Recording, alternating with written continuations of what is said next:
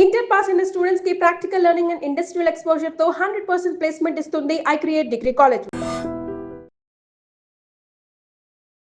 Welcome to news నిజాలు. నా పేరు లుంబిని. సెంటర్లో క్యాబినెట్ రీషఫ్లింగ్ గురించి చాలా కథనాలు వినిపిస్తున్నాయి. ఎక్కువగా ఒక జనరేషనల్ ట్రాన్సిషన్ అనేది జరగబోతుంది.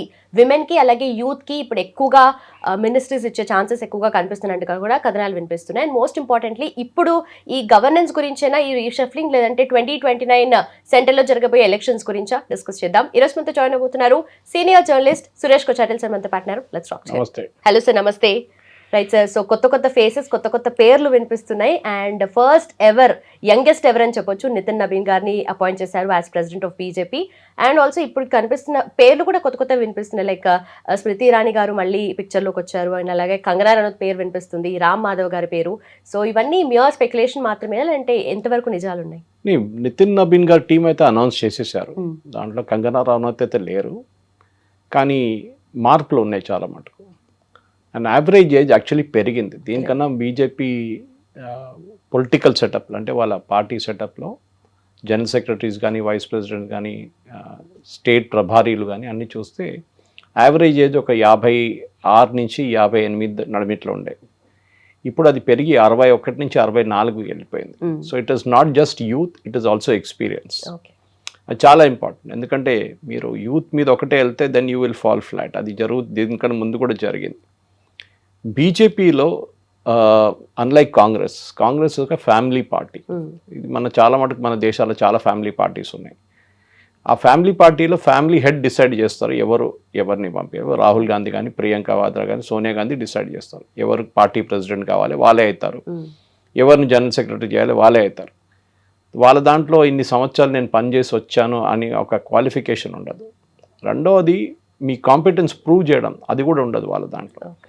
మీరు 100 ఎలక్షన్లు ఓడిపోయిన రాహుల్ గాంధీ కూడా ఇప్పుడు కూడా లీడర్ ఆఫ్ ఆపోజిషన్గా ఉన్నారు. ఇంకా ఏ పార్టీలో ఉంటే, ఏ క్రికెట్ టీంలో ఉంటే కూడా తీసేస్తారు క్యాప్టెన్ని, కానీ ఆయన ఇంకా ఉన్నారు ఫ్లాప్ షో చేసిన తర్వాత కూడా. కానీ ఈ బీజేపీ అట్లాంటి కాదు. మీరు కమ్యూనిస్ట్లో కూడా కనిపిస్తుంది ఇది, యాక్చువల్లీ ఇదే యాటిట్యూడ్. కానీ కమ్యూనిస్ట్ వాళ్ళు ఇప్పుడు లేరు అనుకోండి, వాళ్ళని మ్యూజియంలో పెట్టాలి ఇప్పుడు. వాళ్ళు ఆ పరిస్థితికి వచ్చేసారు వాళ్ళు. బీజేపీలో ఇప్పుడు నితిన్ నబీన్ గారు వచ్చినప్పుడు yes is the youngest BJP president అని చెప్పొచ్చు. చాలా సంవత్సరాల నుంచి తర్వాత ఇంత యంగ్ ఏజ్లో వచ్చిన వాళ్ళు. కానీ బీజేపీలో మీరు జనరేషన్ లీడర్షిప్ చూసుకుంటూ వస్తే జానా కృష్ణమూర్తి కానివ్వండి, బంగారు లక్ష్మణ్ కానివ్వండి, వెంకయ్య నాయుడు గారు కానివ్వండి, ఇట్లాంటి చాలామంది, ఎల్కే అద్వానీ గారు, Murali Manohar Joshi, then we had Rajnath Singh. So బీజేపీలో స్టడీగా ప్రెసిడెంట్స్ ఒకటి తర్వాత ఒకటి వస్తుంటారు. దాని తర్వాత జేపీ నడ్డా గారు last time, then now Nitin Nabin. So వీళ్ళు వచ్చినప్పుడు ఏం చేస్తారంటే వీళ్ళకి కావాల్సిన ఒక టీంని తెచ్చుకుంటారు తోడు. ఇప్పుడు మీరు ఇండియన్ క్రికెట్ టీం క్యాప్టెన్ నాకు ఇప్పుడు గుర్తులేదు ఎవరున్నా, కానీ రోహిత్ శర్మ అనుకోండి, ముందు పాత టీంలో ఉన్నట్లని. ఆయనకు కావాల్సిన టీం మెంబర్స్ పెట్టకుండా ఎవరైనా పంపించేస్తే, ఏదోదో స్టేట్లో ఉన్న ప్లేయర్స్ని పంపించి వీళ్ళతో మీరు ఆడుకోండి అంటే కాదు. He has to work with the team అన్నమాట. సో నితిన్ నబీన్ గారికి ఆ టీమ్ సెలెక్షన్లో కూడా కొంతమందికి ఆయన ఛత్తీస్గఢ్ నుంచి కొంతమంది తీసుకున్నారు, ఎందుకంటే ఐ హియర్ వర్క్ దేర్ అన్నమాట. అది కాకుండా ఉత్తరప్రదేశ్ చాలా క్రూషియల్ ఎలక్షన్ అక్కడ రాబోతుంది నెక్స్ట్ ఇయర్ 2027లో. దెన్ అఫ్కోర్స్ గుజరాత్, అక్కడ కూడా ఎలక్షన్ రాబోతుంది. వెస్ట్ బెంగాల్లో జరిగింది ఎలక్షన్, ఆల్రెడీ కన్సాలిడేషన్ ఫేస్లో ఉన్నారు అక్కడ బీజేపీ. ఇదన్నీ చూసుకుంటే బీజేపీ వైపు నుంచి ఇప్పుడు తీసుకొచ్చిన ఈ మార్పుల్లో చాలా మటుకు టోటల్గా 65 మంది ఉన్నారు సెటప్లో కంప్లీట్ ఈ బీజేపీ పొలిటికల్ నేషనల్ ఎగ్జిక్యూటివ్ చెప్పాలి. It is a kind of party apparatus అన్నమాట, నేషనల్ అపారటస్. దాంట్లో మీరు కొన్ని మార్పులు చూసారు. అఫ్కోర్స్ మీరు స్మృతి ఇరానీ గురించి చెప్పారు, అమిత్ మాల్వియా గారు మూవ్ అయ్యారు. సో ఇక్కడ ఏం చూస్తున్నారంటే బేసిక్లీ గ్రాస్ రూట్ ఎక్స్పీరియన్స్. మీకు ఇది ఒక పార్టీ ఎట్లాంటి వీళ్ళది ఒక భావజాలం ఆర్ఎస్ఎస్ వైపు నుంచి వస్తుంది. సో పార్టీ ప్రెసిడెంట్ తర్వాత అన్నిటికంటే పవర్ఫుల్ పోస్ట్ అనేది is the party organising secretary. Okay, B L Santhosh గారు ఆయన్ని మళ్ళీ రిటైన్ చేసుకున్నారు. వీళ్ళు యూజువలీ ఆర్ఎస్ఎస్కి బీజేపీకి ఒక బ్రిడ్జ్ లాగా పనిచేస్తారు, పార్టీ ఆర్గనైజింగ్ సెక్రటరీ అన్నమాట. అది కాకుండా కొంతమందిని ఆర్ఎస్ఎస్ నుంచి డెప్యూట్ చేస్తారు, వాళ్ళు పార్టీలో పనిచేస్తారు, మళ్ళీ వెళ్ళిపోతారు. Ram Madhav is an example of that. మన దగ్గర మురళీధర్ రావు గారు ఉన్నారు దానికన్నా ముందు తెలంగాణలో. సో వాళ్ళు వస్తారు 3 సంవత్సరాలు 4 సంవత్సరాలు పనిచేస్తారు, మళ్ళీ ఆర్ఎస్ఎస్కి వెళ్ళిపోతారు వాళ్ళు. కొంతమందికి ఎక్స్టెన్షన్ ఇసుకుంటూ వెళ్ళిపోతారు. బిఎల్ సంతోష్ గారు న్యాచురల్లీ హీస్ గెటింగ్ ఎక్స్టెండెడ్. ఒక 2029 దాకా బహుశా ఆయన ఉంటారు అక్కడ అదే పోస్ట్లో, ఎలక్షన్ ఆయన నడిచింది. ఇప్పుడు బీజేపీ సెటప్లో పొలిటికల్ సెటప్ ఒకటి, ఓకే, గవర్నమెంట్ సెటప్ ఒకటి. గవర్నమెంట్ సెటప్లో ఇప్పుడు దాకా మార్పులు ఏమి రాలేదు. బహుశా ఈ మంత్ ఎండింగ్ దాకా ఒక క్యాబినెట్ రీషఫల్ ఉండొచ్చు అని చెప్తున్నారు. కానీ నెక్స్ట్ మంత్ బ్రిక్స్ సమిట్ ఉంది, అది చాలా పెద్ద ఈవెంట్. బ్రిక్స్ సమిట్ ఉన్నప్పుడు దాని ముందే మంత్రులు మార్చుతారా అనేది ఒక కన్ఫ్యూజన్ ఉంది. సో బహుశా బ్రిక్స్ సమిట్ తర్వాత కూడా ఉండొచ్చు. ఇదంతా అయిపోయిన తర్వాత మోదీ గారు కొంచెం ఫ్రీ అయిపోతారు, అప్పుడు బహుశా క్యాబినెట్ రీషఫల్ ఉండొచ్చు. క్యాబినెట్లో కొంతమంది మినిస్టర్ లేరు ఇప్పుడు. For example, good example is our Dharmendra Pradhan. ఆయన రాజీనామా చేశారు. సో అడిషనల్ లోడ్ ప్రహ్లాద్ జోషికి ఇచ్చారు. కురియన్ హ్యాజ్ రిజైన్డ్, ఆయన కేరళ నుంచి ఉండే, రాజ్యసభ ఆయన ఎక్స్టెండ్ చేయలేదు. దెన్ మజిద్ ఆయన పంజాబ్ నుంచి, ఆయనది ఎక్స్టెన్షన్ కూడా ఇవ్వలేదు. కానీ బీజేపీ కొంతమందిని కొత్తగా స్టేట్, పంజాబ్లో కూడా ఎలక్షన్ ఉంది నెక్స్ట్ ఇయర్ 2027లో. అక్కడ బీజేపీకి పెద్ద స్టేక్ లేదు. అక్కడ మేజర్ ప్లేయర్స్ కాంగ్రెస్ అండ్ ఇప్పుడు ఆమ్ ఆద్మీ పార్టీ అండ్ శిరోమణి అకాలీ దళ్, వీళ్ళు ముగ్గురు పోటీ చేస్తారు. సో బీజేపీ ఏం చేశారంటే ఒక జనరేషన్ లీడర్షిప్ షిఫ్ట్ అని చెప్తే మొత్తం జనరేషన్ లీడర్షిప్ లేదు, కంప్లీట్లీ యంగ్స్టర్స్ని తీసుకొచ్చి. ఇప్పుడు తేజస్వి సూర్య లేరు దీంట్లో, ఇప్పుడు కొత్త దాంట్లో సెటప్లో. నేను అనుకున్నాను బహుశా ఇంకో కొంతమంది యంగ్స్టర్స్ని తీసుకొస్తారంటే కాదు, they have taken youth with experience. Amit Malviya గురించి మాట్లాడినప్పుడు, ఎందుకంటే కాంట్రవర్సీ మొదలైనప్పుడు కూడా చాలా మటుకు సీజేపీది, నేను ఆ రోజు ఒకరోజు పొద్దున్న చేసిన ట్వీట్కి చాలా కాంట్రవర్షియల్ అయింది అది. మోదీ గారు ఎందుకు టఫ్ యాక్షన్ తీసుకుంటలేరని అడిగినప్పుడు Amit Malviya message me in the morning so Suresh ఎందుకు ఇంత అప్సెట్ అవుతున్నావు అని చెప్పేసి నేను చెప్పాను, ఇట్లా ఉంది, we should react to it అని. బహుశా అది పనిష్మెంట్ అని చూడలేము Amit Malviya. I think it's ఆయనకి ప్రమోషన్ కూడా రావచ్చు, బహుశా క్యాబినెట్లో తీసుకోవచ్చు. అండ్ ఈ వాజ్ వెస్ట్ బెంగాల్ ఇన్ఛార్జ్, అంటే అడిషనల్ ఇన్ఛార్జ్. ఆయనకు సీనియర్గా ఉన్నారు చాలామంది, కానీ ఆయన కూడా ఆ టీంలో ఉన్నారనమాట వెస్ట్ బెంగాల్. సో వాళ్ళు వెస్ట్ బెంగాల్ గెలిచారు కదా. సో ఆయన కానీ 11 సంవత్సరాలు కూడా ఇస్ టూ లాంగ్. కొత్త ఎవరినైనా తీసుకురావాల్సి కొత్త. So Maski he's come now, Chhattisgarh నుంచి వచ్చారనమాట. ఆయన కూడా ఈ దీపక్ మస్కీ, ఆయనకి ఈ was chemistry professor and first generation leader, number cruncher అంటారు. ఆయన కాలం మటుకు నంబర్స్ తీసుకొని ఆడుకుంటారు, మన ఆల్మోస్ట్ లైక్ ప్రశాంత్ కిషోర్ లాగానే అనమాట. సో ఇది team for 2029. Okay, and this also team for UP elections, Gujarat elections and Punjab elections.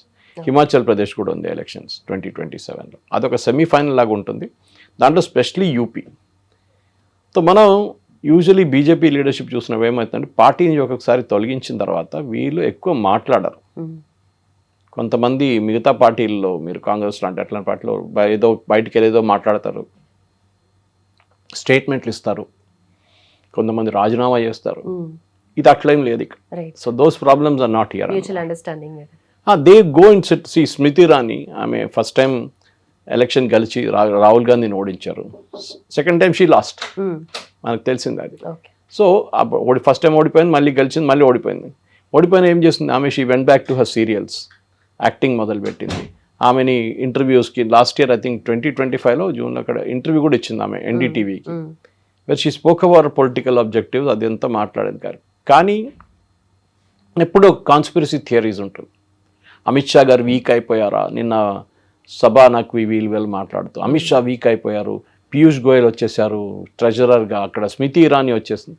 Amit Shah గారు వీక్ కావడం ఏం లేదు, entire thing is controlled by Amit Shah, political setup. But ఇక్కడ ఎంతమంది పేర్లు వినిపిస్తున్నాయి ఇప్పుడు రీషఫ్లింగ్, అది యూజువలీ బీజేపీ వర్కింగ్ మెథడాలజీయే, అంటే సెంట్రలైజ్డ్ గా ఉంటుంది పవర్ అంతా అన్నట్టుగా కూడా మాట్లాడతారు కదా. దాన్ని సెంట్రలైజ్డ్ ఉంటుంది, దాంట్లో డౌట్ లేదు. ప్రతి స్టేట్ నుంచి రిప్రజెంటేషన్ తీసుకుంటారు. కేరళ నుంచి ఇద్దరు ఉన్నారు, Surendran and Antony. Okay, so AK Antony కొడుకు, ఓకే, హీఈస్ దేర్. ఇప్పుడు అట్లా చూసినప్పుడు మనం అడగొచ్చు, మన తెలంగాణకు ఒక్కరు కూడా లేరు కదా అని చెప్పేసి. Okay, that is a big problem అన్నమాట మన దగ్గర. తెలంగాణ నుంచి ఎందుకు ఎవరు లేరు, ఆంధ్ర నుంచి పురంధేశ్వరి ఉంది, రామ్ మాధవ్ గారికి ఢిల్లీ కోటాలో ఇచ్చేసారంట. So Ram Madhav doesn't get counted in Andhra quota. Tamil Nadu నుంచి ఉన్నారు, కర్ణాటక నుంచి ఉన్నారు సౌత్లో. సో మన దగ్గర ఎందుకు లేదని చెప్పి అడుగుతున్నారు అనమాట. సరే, ఈసారి బాగా రిప్రజెంటేషన్ సౌత్కి ఎక్కువ ఇచ్చారు, దాంట్లో డౌట్ లేదు. కానీ ఏమవుతుందంటే ఒక ఇమేజరీ అన్నమాట, తెలంగాణకి ఎందుకు రావట్లేదు. సో ఇవాళ చాలా మటుకు పొలిటికల్ డిస్కషన్ దాని మీద నడుస్తుంది. ఎందుకంటే ఇక్కడ ఎలక్షన్ లేదని చెప్పి ఇంకా సీరియస్గా తీసుకుంటలేరా, లేకుంటే ఎందుకంటే ఈ టీమ్ ఇస్ ఫర్ 2029 కదా. సో ఆబ్వియస్లీ 2029 టీం ఉన్నప్పుడు న్యాచురల్లీ వాళ్ళు చూసుకుంటారు వాళ్ళు మనకేమొస్తుందని చెప్పి. సో ఇప్పుడు చెప్పిన దాని ప్రకారం 51 of 65 office bearers are new, అంటే 65లో 57 మంది కొత్త వాళ్ళు. సో ఎంతమంది old? That's only about 51 + 10 16 14 people are old team నుంచి. దాని నుంచి 7 అది 5 సదర్న్ స్టేట్స్ నుంచి వచ్చారు, మనది కాకుండా, తెలంగాణ కాకుండా. So yes, there is lack of representation అంటే సౌత్ నుంచి ఉంది, కానీ సౌత్ అంత క్రూషియల్ కాదు ఇప్పుడు, ఎందుకంటే మన దగ్గర పెద్ద ఎలక్షన్ ఏం లేవు ఇప్పుడు. ఎలక్షన్ అంతా నార్త్లో ఉంది ఇప్పుడు, మెయిన్లీ యూపీ. సో అక్కడే స్మృతి ఇరానీ తీసుకొచ్చారు and she's been made in charge of this one. Usually vice ప్రెసిడెంట్స్కి ఎక్కువ రోల్ ఉండదు, రామ్ మాధవ్ లాంటి వాళ్ళు, కానీ వాళ్ళు ఆ పదవిలో ఉన్నప్పుడు కూడా వాళ్ళ స్టేచర్ ఉంటుంది చూడండి, అది వాళ్ళు లెవరేజ్ చేసుకుంటారు. Otherwise it's very ornamental. Vasundhara Raje ఆమె ఏం చేసుకుంటుంది? She cannot do anything. ఆమె పెద్ద పవర్ కూడా లేదు ఆమెకి. ఒక ఆర్నమెంటల్ పోస్ట్, మీరు పార్టీకి చాలా కష్టపడి పనిచేశారు చాలా సంవత్సరాలు, so you take this vice president post, అక్కడ కూర్చోండి. జనరల్ సెక్రటరీస్కి పవర్ ఉంటుంది, ఎస్, అండ్ కొంతమందిని ప్రభారీలు చేస్తారు, ప్రతి స్టేట్కి ఇన్ఛార్జ్గా చేస్తారు అన్నమాట. సో మన దగ్గర ఒక ప్రభారీ ఉంటారు బీజేపీది, నార్త్ నుంచి వస్తారు యూజువలీ. మన సౌత్ నుంచి కొంతమంది నార్త్గా ప్రభారీలు చేస్తారు, ఎందుకంటే వాళ్ళకి లోకల్ ఇన్ఫ్లుయెన్స్ ఉండకూడదు, లోకల్ పొలిటిక్స్ ఆడకూడదు అని చెప్పేసి దే గెట్ సంబడి డిఫరెంట్ అనమాట. సో దాని అడిబిట్లో పీయూష్ గోయల్ తీసుకొచ్చారు. Piyush Goyal is the treasurer and also the commerce minister. ఆయన చాలా డెలికేట్ నెగోసియేషన్ యుఎస్తో నడుస్తుంది, ట్రేడ్ డీల్. ఆ టైంలో ఆయన్ని క్యాబినెట్ నుంచి తొలగిస్తారంటే కాదు, I don't think it will happen. Treasurer అనేది ఒక ఫుల్ టైం జాబ్ కాదు. ఓకే, ఇన్ఫ్యాక్ట్ పీయూష్ గోయల్ గారు వాళ్ళ ఫాదర్ కూడా ఆల్మోస్ట్ 20 years బీజేపీ ట్రెజరర్గా ఉన్నారు. ఆయన మూవ్ అవుట్ చేసిన తర్వాతనే పీయూష్ గోయల్ వచ్చారనమాట ఆ పదవిలో. Of course is a chartered accountant, అదంతా అడ్వాంటేజ్ ఉంది యాజ్ అ ట్రెజరర్ అనమాట. మీకు తెలుసు ఎట్లా అండ్ ఒక ఎలక్షన్ వచ్చినప్పుడు డబ్బులు చాలా ఇంపార్టెంట్ ఉంటుంది. సో ఎట్లా మేనేజ్ చేయాలి, ఏం మేనేజ్ చేయాలి, ఫండ్స్ ఎక్కడి నుంచి జనరేట్ చేయాలి, ఇదన్నీ ఉంటుంది అనమాట. సో పీయూష్ గోయల్ గారు is a veteran at that point. ఇప్పుడు బీజేపీ వైపు నుంచి అడిగితే నెక్స్ట్ స్టెప్ ఏంటి, అది చాలా క్రూషియల్గా ఉండబోతుంది. అమిత్ మాల్వియా గారిని మార్చారని again I don't believe in it. కానీ బీజేపీది ఒక వీక్ పాయింట్ ఏంటంటే వాళ్ళ సోషల్ మీడియా. ఒక టైంలో బీజేపీ సోషల్ మీడియా అనేది కాంగ్రెస్ని 2014లో ఓడించింది బీజేపీ సోషల్ మీడియాని. ఆ టైంలో ప్రశాంత్ కిషోర్ వాజ్ విత్ మోదీ గారు, వాళ్ళ టీమే మేనేజ్ చేశారు క్యాంపెయిన్ అంతా. కానీ ఎక్కడో బీజేపీకి లాస్ట్ ఒక 5 సంవత్సరాల్లో సోషల్ మీడియాలో కొంచెం వెనకకి వెళ్ళిపోయారు వాళ్ళు. ఈ సీజేపీ ప్రొటెస్ట్ స్పెషలీ మీరు చూసుంటారు, మోదీ గారు చెప్పాల్సి వచ్చింది అందరు మినిస్టర్స్ దగ్గర, సీనియర్ లీడర్స్ దగ్గర, ఏంటి మీరందరూ ఇన్స్టాగ్రామ్ వాడండి అని చెప్పేసి. Why should Modi ji tell that to anybody? Okay, అదొక పెద్ద క్వశ్చన్ అనమాట. వాళ్ళు చేయాలి ఉండే కదా. సో మీరు మీమ్స్ తయారు చేస్తారో, లేకుంటే క్రియేటివ్స్ తయారు చేస్తారో, షార్ట్ వీడియోస్ తయారు చేస్తారు, ఇదంతా చేయాలండే. కానీ బహుశా they thought it is not like that. And Amit Malviya గారు it's old school of thought అని చెప్పలేము. ఆయన కూడా చాలా మటుకు క్రియేటివ్గా ఉంటారు. కన్వెన్షనల్ మైండ్ సెట్ ఉంది, కన్వెన్షనల్ మైండ్ సెట్ ఉండొచ్చు. కానీ ఈ ఇన్స్టాగ్రామ్ ఎట్లా అంటే you have to react very quickly to it. మీరు నేను రేపు పొద్దున్న చేస్తానులే అంటే కాదు, అది it has be done immediately. And అక్కడ ఎక్కువ పేషెన్స్ లేదు వాళ్ళకి. They have only 10 seconds, 20 seconds, 30 seconds, దాంట్లో మెసేజ్ చెప్పేసేయాల్సిందే మీరు.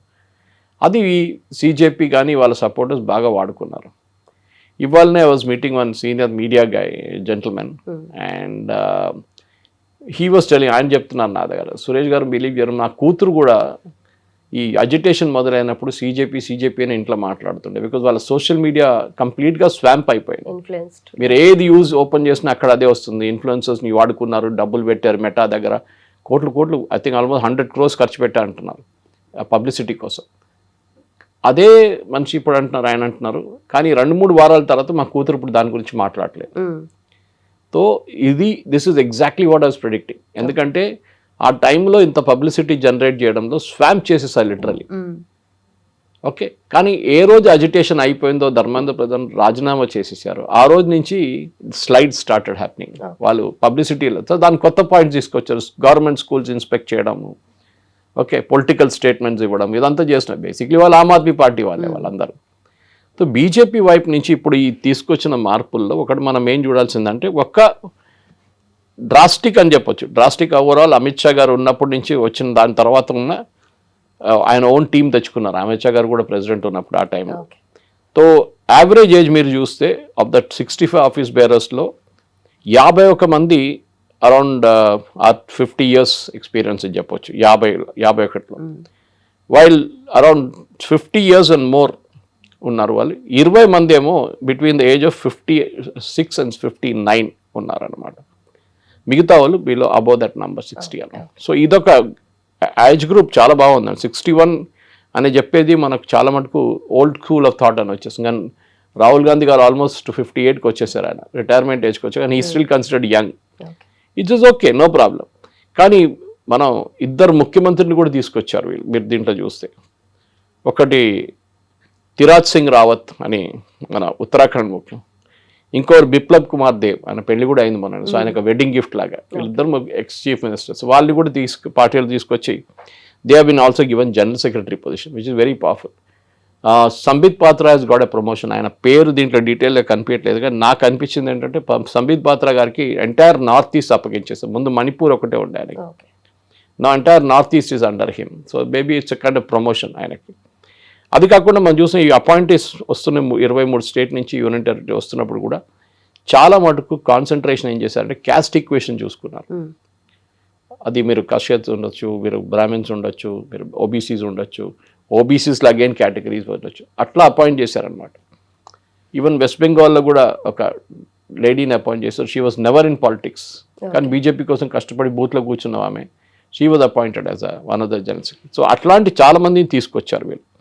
సో మోదీ గారు కూడా దీని గురించి ట్వీట్ చేస్తూ అన్నారు, న్యూలీ అపాయింటెడ్ మెంబర్స్ని అందరినీ కంగ్రాచులేట్ చేస్తున్నారు. Grass root experience, organisational experience, ఇదన్నీ ఒకటేసారి తీసుకొస్తున్నప్పుడే పార్టీ పనిచేస్తుందని చెప్పేసి. సో ఇప్పుడున్న దీంట్లో చాలా మటుకు మనం చూస్తే ఈ former Rajasthan party president Satish Poonia, ఆయన ఒక జాట్. ఓకే, గజేంద్ర పటేల్ ఈ జనరల్ సెక్రటరీస్లో మాట్లాడుతున్నాను నేను. హీఈస్ ఎస్టీ కమ్యూనిటీలో ఉన్నారు ఆయన. అదే టైంలో మధ్యప్రదేశ్ నుంచి హరీష్ ద్వివేది, ఆయన యూపీ నుంచి బ్రాహ్మిన్స్. యూపీలో చాలా క్రూషియల్, ఎందుకంటే లాస్ట్ ఎలక్షన్లో బీజేపీ లోక్సభ ఎలక్షన్లో చాలా పూర్గా బాగా పర్ఫామ్ చేయలేదు యూపీలో. దానికి కారణం కొన్ని చాలా ఉన్నాయి. ఒక కారణం ఏం చెప్తున్నారంటే బహుశా వాళ్ళు బ్రాహ్మిన్స్ని నెగ్లెక్ట్ చేశారు. చిన్న కమ్యూనిటీ కానీ వాళ్ళ ఓట్ స్ప్రెడ్ అవుట్ ఉందన్నమాట. క్యాండిడేట్ సెలెక్షన్ కూడా బాగా లేకుండే లాస్ట్ టైం. ఇప్పుడు సంజయ్ భాటియా చూడండి, he was from Haryana. So Punjabi community ఆయన. వీళ్ళందరూ తీసుకొచ్చారు డిఫరెంట్ కమ్యూనిటీస్ నుంచి. బ్రాహ్మిన్స్ కానీ, ఈ చెప్పినట్ల జాట్లు కానీ, వీళ్ళందరినీ స్పెసిఫిక్ పంజాబీ కమ్యూనిటీ వీళ్ళు తీసుకొస్తే బీజేపీ క్రాస్ రిప్రజెంటేషన్ ఇస్తున్నారు. కానీ ఒకటి ఉంది, రామ్ మాధవ్ గారి post, that is very crucial one. ఎందుకంటే 13 వైస్ ప్రెసిడెంట్స్లో ఒకరు ఆయన. దాని తర్వాత మన్ప్రీత్ సింగ్ బాదల్ ఫ్రమ్ పంజాబ్, ఎందుకంటే పంజాబ్లో ఎలక్షన్ రాబోతుంది. It's very crucial. Purandeswari Andhra Pradesh నుంచి, she was already there before and మళ్ళీ ఆమె రిపీట్ చేశారు. భజంత్ సింగ్ పాండా ఒడిశా నుంచి, రిటైన్డ్ యాజ్ వైస్ ప్రెసిడెంట్. ఒడిశాలో ఇప్పుడు ఎలక్షన్ ఏం లేవు, కానీ నెక్స్ట్ ఎలక్షన్ దాకా ఆయన ఉంటారు అక్కడే. కానీ దానికన్నా అన్నిటికంటే ఇంపార్టెంట్ నేను చెప్పింది స్మృతి ఇరానీ. అఫ్కోర్స్ సునీల్ బన్సల్ ఉన్నారు, he is still there, deeply involved అన్న. ఎందుకంటే వెస్ట్ బెంగాల్ అండ్ ఒరిస్సా ఎలక్షన్లో చాలా మటుకు ఒక టర్న్ అరౌండ్ తీసుకొచ్చిన మనిషి Sunil Bansal, and is a very close confident of Amit Shah అన్నమాట. తవాడే ఆయన కూడా ఉన్నారు, he is also there, and ఆయన కూడా అమిత్ షా గారు రైట్ హ్యాండ్ లాగా ఉంటారనమాట. సో యూపీ ఎలక్షన్కి బహుశా వీళ్ళిద్దరిని, ఎందుకంటే బీహార్ తర్వాత యూపీ లాగా జాగ్రఫికలీ పక్కనే ఉన్నారు కదా, so they can handle this campaign అని చెప్పేసి. కానీ యూపీలో at the end of the day it is going to be Yogi Adityanath, ఆయన క్యాంపెయిన్ నడిపిస్తాను. బీజేపీ దీనికన్నా ముందు కూడా క్లారిఫై చేశారు. So there is no confusion on that. But Smriti Irani ఒక కనెక్షన్ చూడండి, అదే she cuts across different age groups cut off చేస్తుంది ఆమె. యంగ్స్టర్స్కి అపీల్ చేస్తారు ఆమె, ఉమెన్ ఫోక్కి అపీల్ చేస్తారు ఆమె, ఈవెన్ అమంగ్ ద ఎల్డర్లీ ఆమెకి అప్పీల్ ఉంది. సీరియల్లో యాక్ట్ చేసినప్పుడు క్యోంకి కభీ సాస్ బహూతి ఇట్లాంటి ఆ ఒక కమ్యూనికేషన్ ఆస్పెక్ట్ స్మృతి ఇరానీ దగ్గర నుంచి చాలా బాగా యూపీలో వీళ్ళు వాడుకుంటారు, దాంట్లో డౌట్ లేదు. కానీ కొన్ని మార్పులు రాబోతుంది. అఫ్కోర్స్ సోషల్ మీడియా టీంలో కూడా వాళ్ళ స్ట్రాటజీస్ మార్చాల్సి వస్తుంది, క్యాంపెయిన్ స్ట్రాటజీస్ మార్చాల్సి వస్తుంది. బహుశా ఈ కొత్త వచ్చిన వాళ్ళు కూడా దాంట్లో మార్పులు తీసుకొస్తారు. Okay, right. సరే, అదే ఇప్పుడు కొత్తగా సోషల్ మీడియా కూడా ఇంకొంచెం యాక్టివ్ అవుతుంది, బీజేపీ సోషల్ మీడియా కూడా. అండ్ దాంట్లో నెసరీ చేంజెస్ అంటే ఇప్పుడు ఇంపాక్ట్ క్రియేట్ చేయాలి, ఎందుకంటే ఆల్రెడీ చేస్తున్న వర్క్ని పోర్ట్రే చేయాలి డెఫినెట్లీ. సో ఎలాంటి చేంజెస్ చేయాలంటారు sir? First of all BJP వాళ్ళు ఫస్ట్ టర్మ్లో 2014లో మీరు చూస్తే చెప్పాను చూడండి, ప్రశాంత్ కిషోర్ వాళ్ళ టీం అప్పుడు హ్యాండిల్ చేశారు. అప్పుడు వాళ్ళు చాలా మటుకు ఫేస్బుక్లో కాన్సన్ట్రేట్ చేశారు, అండ్ వాళ్ళు ఒక వీడియోస్లో యూట్యూబ్ లాంటి వీడియోస్ చేయడం అంత ఉండే ఆ టైంలో. మన దేశంలో ట్విట్టర్ అనేది చాలా ఎలిటిస్ట్ క్రౌడ్ ఉంటారు దాంట్లో. ఐ థింక్ దేశంలో బహుశా 2% మంది ట్విట్టర్లో ఉన్నారు. At the same time you got 54 crore people on Instagram. Youngsters అందరు అక్కడ ఉన్నారు. ఈ మారుతున్న దాంట్లో బీజేపీ వాళ్ళ వైపు నుంచి మార్పులు తీసుకురాలేదు. మీరెవరో పంపించింది కాపీ చేసి వేయడం కాదు. ఇన్స్టాగ్రామ్లో అది నడవదు అట్లా. Instagram you have to create creatives. దానికి ఒక టీం కావాల్సి వస్తుంది. బహుశా అది యంగ్స్టర్స్లో ఉంటుంది. వాళ్ళు ఇమ్మీడియట్గా వాళ్ళ దగ్గర సాఫ్ట్వేర్స్ ఏదైనా కానివ్వండి, అడో ప్రీమియర్ వాడాలని లేదు, కానీ ఏదైనా ఒక క్యాన్వా కూడా వాడచ్చు. మీరు can create videos the way you want. Clip champ use చేయొచ్చు. చాలా మటుకు స్పీడ్ ఈజ్ ఎసెన్స్ అనమాట. ఒక ఇన్సిడెంట్ జరిగిన తర్వాత ఆ రోజు అక్కడ జంతర్ మంతర్లో ఎన్ని వీడియోస్ తీశారు చూడండి వాళ్ళు, ఎన్ని మీమ్స్ తీశారు చూడండి. Of course deep fake videos కూడా చేశారు, కానీ that was abuse pulled out later. కానీ వాళ్ళ వైపు నుంచి చేసిన అగ్రెషన్ చూడండి, అదొక యంగ్ మైండ్కే వస్తుంది అనమాట. ఏం చేయాలి, ఎట్లా చేయాలి, వాళ్ళ లాంగ్వేజ్, మాట్లాడడం అన్న లాంగ్వేజ్ ఉంటుంది యంగ్స్టర్స్ది. అది మన ఓల్డ్ పీపుల్ మాట్లాడేలాగా కాదు. అది నాలాంటి కొంచెం కేర్ఫుల్గా మాట్లాడతారు, కానీ వాళ్ళకి దే ఆర్ వెరీ స్నాపీ. వాళ్ళ వాట్సాప్ లాంగ్వేజ్ ఒకటి ఉంటుంది వాళ్ళది. ఓకే, అది కూడా వాడతారు. సో ఐ థింక్ బీజేపీ ఒక పెద్ద మార్పు అక్కడ తీసుకొస్తున్నారు. మీరే చూస్తారు, మోదీ గారు ఆయనే ఒక వీడియో చేశారు యూజింగ్ ఎ వర్టికల్ మోడ్. 3 వీడియోలు చేశారు యాక్చువల్లీ. సో అక్కడే తెలిసిపోతుంది. దాని తర్వాత ఆఫ్ కోర్స్ ఈ సెడ్ ఈ told BJP MPs, BJP leader మీరందరూ ఇన్స్టాగ్రామ్లో ఉండాలని చెప్పి. ఎందుకంటే మన దగ్గర 34 కోట్ల మంది సో కాల్డ్ జెన్జీ క్రౌడ్ ఉన్నారు మన దగ్గర. So they are a big number. అంత పెద్ద నంబర్ కాకపోతే కానీ గుడ్ నంబర్ అన్నమాట. సో వాళ్ళు ఎట్లా ఓటేస్తారు, మీరు ఇప్పుడు ఆర్ఎస్ఎస్ వైపు నుంచి కూడా చూస్తున్నారు, యువ సమ్మేళనాలు చేస్తున్నారు. ఆర్ఎస్ఎస్ సత్సంగ్ చాలక్ గారు మాట్లాడుతున్నారు యంగ్స్టర్స్ గురించి. సో అందరు తెలిసిపోయిందంటే ఈ యొక్క జనరేషన్ని మీరు బ్రెయిన్ వాష్ చేయడానికి చాలా ఈజీ. జేఎన్యూ లాంటి చోట్లనో, ఇక్కడ మన దగ్గర ఎఫ్లూనో, హెచ్సిఓలో బ్రెయిన్ వాష్ చేయడం ఈజీ. ఓకే, కానీ వాళ్ళని కరెక్ట్ దారి చూపించి ఇదే కరెక్ట్ నడుస్తుందని చెప్పడానికి, మెసేజెస్ పంపించడానికి బీజేపీ ఇన్స్టాగ్రామ్ని వాడుకోవాల్సి వస్తుంది. ఎందుకంటే ఇంకా 2 సంవత్సరాలు, ఇంకా 2028 రాగానే అబౌట్ ఒక సంవత్సరం ముందే మే 2028 నుంచి ఎలక్షన్ ఫీవర్ క్యాచ్ అవుతుంది. ఓకే, దాని తర్వాత ఏప్రిల్ మేలో ఎలక్షన్ నడుస్తుంది. నెక్స్ట్ ఫిబ్రవరి కూడా స్టార్ట్ కావచ్చు 2029లో. సో బీజేపీ వాళ్ళ వైపు నుంచే ప్రిపరేషన్స్ చేసుకోవాల్సి వస్తుంది చాలా మటుకు. అది మనం తెలంగాణలో కూడా చూస్తున్నాం. తెలంగాణలో ఇప్పుడు ఈ ఓటర్ లిస్టు జాబితాలో చాలామందిని తీసేశారు. 73 లక్షలు అంటున్నారు, మళ్ళీ ఇంకొక 60 లక్షలు అంటున్నారు. ఏం మార్పు వస్తుంది దాంతో? వెస్ట్ బెంగాల్లో జరిగినట్టు మార్పు ఇక్కడ వస్తుందా? జిహెచ్ఎంసీ ఎలక్షన్స్ మీద ఇంపాక్ట్ ఉంటుందా? లేకుంటే బీజేపీ వాళ్ళ దగ్గర ఆల్రెడీ సెంట్రల్ లీడర్షిప్ చెప్పారు, you concentrate on local issues, మీరు బీఆర్ఎస్ ఎంట వాడండి, వాళ్ళని ఫస్ట్ ఫినిష్ చేయండి అని చెప్పి. సో బీజేపీ మార్పులు స్ట్రాటజీ కూడా రావచ్చు. కానీ అన్నిటికంటే పెద్ద I think the mother of all battles అంటారు చూడండి, అది యూపీలో ఉంది. అది జరగాల్సింది. కానీ వీళ్ళ ఎక్స్పర్టీస్, వీళ్ళందరూ, అది తావడే గారు ఉండొచ్చు, సునీల్ బన్సల్ ఉండొచ్చు, they are hard core experts. Election అంటే బీజేపీ మిషనరీ చూడాల్సిందే. రాజీవ్ సర్దేశాయ్ ఒకసారి ఒక బుక్ రాశారు చాలా సంవత్సరాలు, ఐ థింక్ 10 years ఆల్మోస్ట్ నా, అబౌట్ బీజేపీస్ వార్ మిషనరీ. ఒక యుద్ధానికి వెళ్తున్నట్లు వెళ్తారు వాళ్ళు మొత్తం ప్రిపరేషన్తో. తో మీరు అడగవచ్చు, మొన్న జరిగిన బీహార్ ఎలక్షన్లో బంకీపూర్లో ఎట్లా ఓడిపోయారని. అది దాని రీజన్స్ కూడా మనం అనలైజ్ చేసాం. ఒకటి, Prashant Kishore perform very well, దాంట్లో డౌట్ లేదు. కాంగ్రెస్కి వెళ్ళలేదు ఓటు, అంటే అక్కడ కాంగ్రెస్ పోటీ చేయలేదు, ఆర్జేడీ పోటీ చేయలేదు. ఆర్జేడీ 3rd పొజిషన్లో వచ్చారు. గవర్నమెంట్ వ్యతిరేకత ఉంటే ఆ ఓట్లు ఆర్జేడీకి వెళ్ళాలి ఉంటే, కానీ కొత్తగా ఆయన వచ్చిండు, ఆయనకు ఓటేశారు. చాలా ఈయన కూడా ట్రై చేసి చూద్దాం మనం అని చెప్పేసి. And he was speaking their language. And ఇంకోటి అన్నిటికంటే ఇంపార్టెంట్, క్యాంపెయిన్ 5 నెలల ముందే మొదలు పెట్టాడు. బీజేపీ వాళ్ళు లాస్ట్ మినిట్లో క్యాండిడేట్ కూడా మార్చేశారు. సో ఈ క్యాండిడేట్ సెలెక్షన్ అనేది యూపీలో చాలా క్రూషియల్గా ఉండబోతుంది. అండ్ యూపీని మీరు ఒక బ్యాక్గ్రౌండ్గా స్మృతి ఇరానీ వాడుకుంటారు. Sir father is a Punjabi, అమ్మగారేమో బెంగాలీ, అండ్ ఈమె 2 లాంగ్వేజ్ చాలా ఫ్లూయెంట్గా మాట్లాడుతుంది. And better part of northern UP Punjabis ఉంటారు మన దగ్గర. పిలిభీత్ అంతా ఆ ఏరియాలో మనీకా గాంధీ అక్కడి నుంచి పోటీ చేసుకెళ్తారు, వరుణ్ గాంధీ కూడా ఒకసారి. సో ఆ ఏరియాస్లో Punjabi speaking will really work అన్నమాట. సో బహుశా ఇంకా అఫ్కోర్స్ ఆమెకి అసిస్టెంట్స్ 2-3 ఇస్తారు వాళ్ళు, కానీ పొలిటికల్ సెటప్లో. కానీ ఇది మేజర్ క్యాంపెయిన్ స్మృతి ఇరానీ, యోగి ఆదిత్యనాథ్ కలిసి నడిపిస్తారు అక్కడ. నితిన్ నబీన్ ఎక్స్పీరియన్స్ వైజ్ ఆయనకి ఎక్స్పీరియన్స్ తక్కువ ఉండొచ్చు, కానీ అడ్వాంటేజ్ ఏంటంటే బీజేపీలో ఇట్లాంటి చాలామంది నేతలు వచ్చారు. ఇప్పుడు జానా కృష్ణమూర్తి గారు వచ్చినప్పుడు అందరు అడిగారు, ఆయన ఈజ్ వెరీ ఫ్రమ్ సౌత్ నుంచి, తమిళనాడు నుంచి, ఆయన ఏం చేయబోతున్నారని చెప్పేసి. కానీ ఆ 2 సంవత్సరాల పదవిలో ఉన్నప్పుడు చేసుకుంటారు వాళ్ళ వైపు నుంచి. They might not be the same stature as Amit Shah కానీ ఈవెన్ జేపీ నడ్డా గారు కానీ, కానీ చేస్తారు. బీజేపీ అంటే నేను చెప్పాను చూడండి, ఎక్స్ప్లెయిన్ చేశాను, it is a war machinery. వాళ్ళ దాంట్లో మీరు ఎన్ని సంవత్సరాలు ఫీల్డ్లో పనిచేశారు, మీరు ఎట్లాంటి రిజల్ట్స్ తీసుకొచ్చారు, దానిలాగానే అప్రైజల్ లాగా చేసి వాళ్ళని ప్రమోషన్ ఇస్తారు. అది ఇప్పుడు జరిగిందన్నమాట. కానీ still there is lot to catch up, especially కమ్యూనికేషన్లో. బీజేపీ వైపు కమ్యూనికేషన్ సెల్ చేంజ్ చేయలేదు, కానీ ఐటీ సెల్లో మార్పు వచ్చింది. దాని ఇప్పుడు పేరు మార్చి సోషల్ మీడియా సెల్ అని చేస్తున్నారు అనమాట. Right sir, right. And also very calculative steps అయితే డెఫినెట్లీ ఇప్పుడు బీజేపీ టైం అయితే వచ్చిందంటారా? సిజేపీని వీళ్ళంత సీరియస్గా తీసుకోక్కర్లేదు. వీళ్ళకి థ్రెట్ ఉన్నది బీజేపీకి మెయిన్గా యూపీఏ. రైట్. ఒకసారి ఈ ఎలక్షన్ గెలిచారనుకోండి, 400+ సీట్స్ ఉన్న యూపీలో, హ్యూజ్ స్టేట్. ఇక్కడ బీజేపీ ఈసారి majority or close to 2/3 majority వస్తే బీజేపీకి 2029 ఎలక్షన్ స్వీప్. ఎందుకంటే ఎప్పుడు చెప్తారు చూడండి, యూపీ ఎవరు గెలుస్తారో వాళ్ళే గవర్నమెంట్ ఫామ్ చేస్తారు ఢిల్లీలో. That is true. Root of Delhi is through UP అంటారు, అది ఇప్పుడు కూడా అంతే. 80 సీట్లు ఉన్నాయి, 540 సీట్లు, 80 సీట్లు అంటే హ్యూజ్ నంబర్.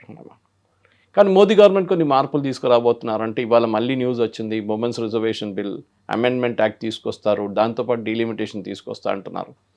ఏం జరుగుతుందో తెలియదు. సో అదొస్తే మొత్తం గేమ్ అంతా మారిపోతుంది కంప్లీట్గా. ఫర్ ఎగ్జాంపుల్ రేపు హైదరాబాద్ కాన్స్టిట్యున్సీ ఒక రిజర్వ్డ్ ఉమెన్స్ కాన్స్టిట్యున్సీ అంటే ఏం చేస్తారు వీళ్ళు? ఇప్పుడు ఓవైసీ ఏం చేస్తారు? మొన్నదాకా ఆయన ఫుల్ ఎఫర్ట్ ఎక్కడ పెట్టారు? వాళ్ళు గెలుస్తారు, వాళ్ళ పార్టీ నుంచి ఎవరైనా లేడీ క్యాండిడేట్ని పెడతారు, వాళ్ళు గెలుస్తారు, ఆమె డమ్మీగా ఉండిపోతుంది. కానీ నంబర్ ఆఫ్ సీట్స్ ఇంక్రీజ్ అయినప్పుడు న్యాచురలీ ఒక టెన్షన్ ఉంటుంది. I mean